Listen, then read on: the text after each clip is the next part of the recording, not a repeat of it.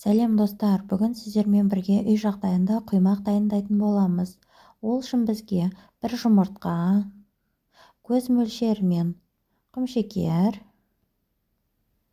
жарты шай қасық разрыхлитель қосамыз және үстіне 2 ас қасық мөлшерінде сұйық май құямыз.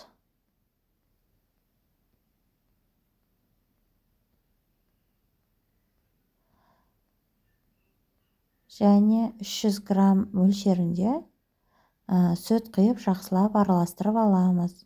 Үстіне 200 граммдай ұн салып, іртігі болмайтындай етіп жақсылап араластырамыз. Және 50-100 граммдай су құямыз. Жақсылап араластырып аламыз.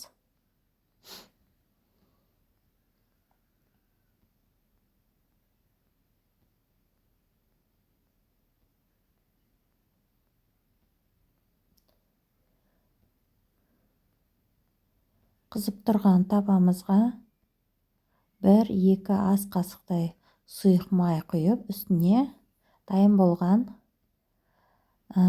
салмамызды құямыз.